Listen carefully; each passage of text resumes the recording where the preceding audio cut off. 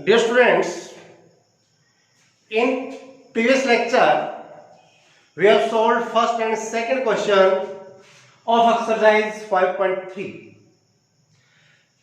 Third question exercise के last में या कुछ पार्ट्स एक्सरसाइज के साथ साथ आप ट्राई करना, बाकी जो पार्ट्स रहेंगे हम एक्सरसाइज के लास्ट में डिस्कस करेंगे। फोर्थ क्वेश्चन देखिए, how many terms of AP 9 17 25 up to so on must be taken to give a sum of 636। Given है कि कुछ टर्म्स का सम 636 है। Sn हमें गिवन है यहाँ पर। We have to find the number of terms, कितने टर्म्स का सम 636 होगा। हम मान लेते हैं n टर्म्स का सम 636 है। Then Sn is equal to होता है n upon 2 into 2a plus n minus 1 into d, it is equal to 636. Then n upon 2 into 2a, a यहाँ पर 9 plus n minus 1 into d, d यहाँ पर 8, it is equal to 636.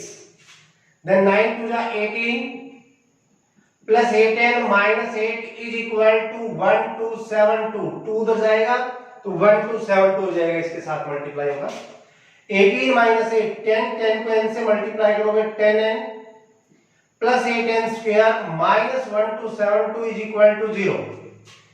पूरी equation को 2 से divide कर सकते हैं, यह आ जाएगा 4n square plus 5n minus 636 is equal to 0।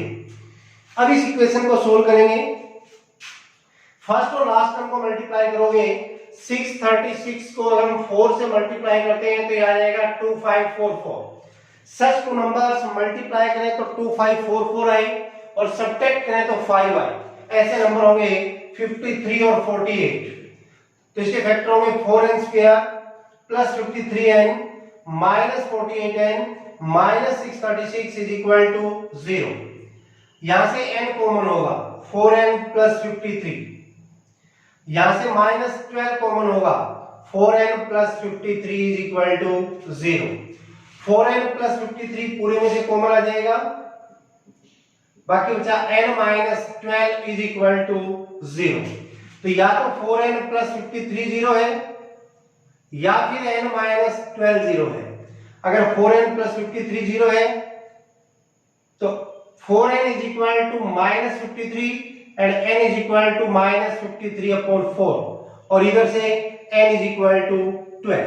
तो जो n की वैल्यू है वो नेगेटिव भी नहीं हो सकती और माइनस 53 अपॉन 4 भी नहीं हो सकती।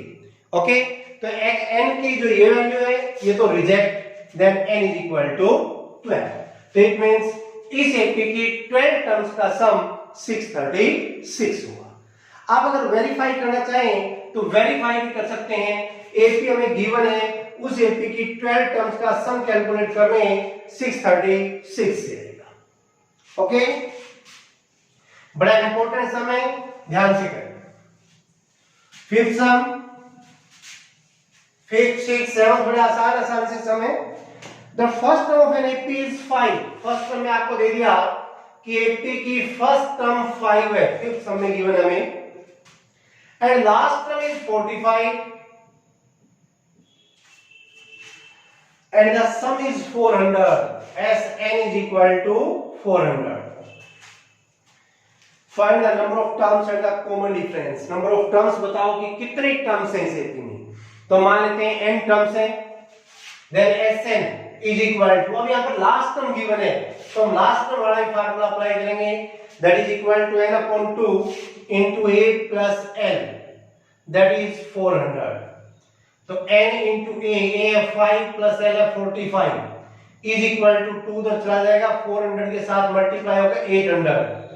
50n is equal to 800, then n is equal to 800 upon 50, that is 16। तो नंबर ऑफ टर्म्स हो गया यहाँ पे 16। It means there are 16 terms in this AP.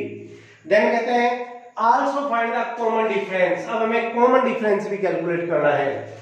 तो देखिए यहाँ पर लास्ट टर्म गिवन है और लास्ट टर्म कौन सी टर्म है, 16th टर्म है।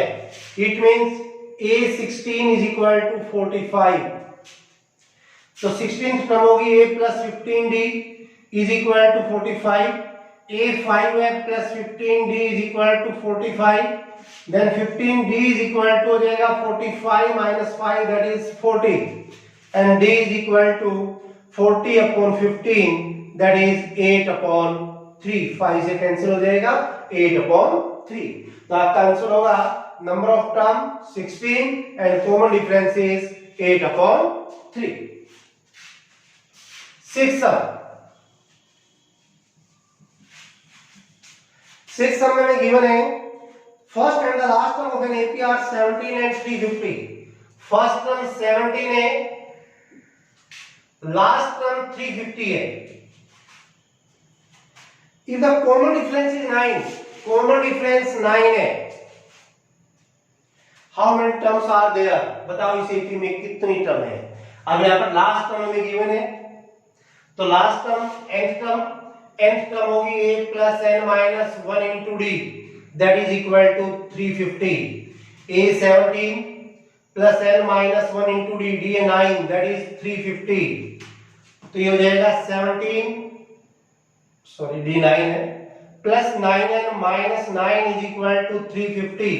Then 9n is equal to 350 plus 9 minus 17. 9n is equal to यह आ जाएगा आपके पास 342. Then n is equal to 342 divided by 9. 9 3 are 27, 9 8 are 72. Then n is equal to 38. So it means there are 38 terms in this AP. अब कहते हैं कि इसका सम भी कैलकुलेट करो, यानी S38. S38 आपको कैलकुलेट करना है. अब हमारे पास n भी है, a है, l है, तो हम फार्मूला लगा सकते हैं Sn is equal to n upon 2 into a plus l. तो n 38 upon 2 into a, ये 17 plus l, l है 350. तो ये कैंसिल हो गया. 19 मल्टीप्लाई बाय 367, 19 को 367 से मल्टीप्लाई कर दें, ये आ जाएगा आपका आंसर 6973. ओके, नेक्स्ट 7th सम, आसान और अच्छा सम है. Find the sum of 22 terms of an AP in which d is equal to 7 and 22nd term is 149. बड़ा आसान सम है. हमें 22nd टर्म गिवन है. 22nd टर्म क्या होगी?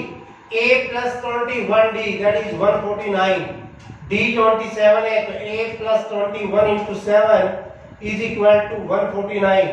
Then a is equal to 149 minus ये आ जाएगा 147 that is 2. अब a 2 है, d 7 है, कहते हैं find the sum of first 22 terms. S22 हमें कैलकुलेट करना है. तो अब सीधा फार्मूला अप्लाई कर सकते हो, that is equal to n upon 2 into a है 2 plus l, last term that is 149. तो 2 11 जा, ये हो जाएगा 11 मल्टीप्लाई बाय 151. 11 को 151 से मल्टीप्लाई करोगे तो ये आपका आंसर आ जाएगा 1661. ओके, या अगर आप यहाँ पर ये फार्मूला अप्लाई करना चाहें कि Sn is equal to n upon 2 into 2a plus n minus 1 into d, तो ये भी आप कर सकते हैं.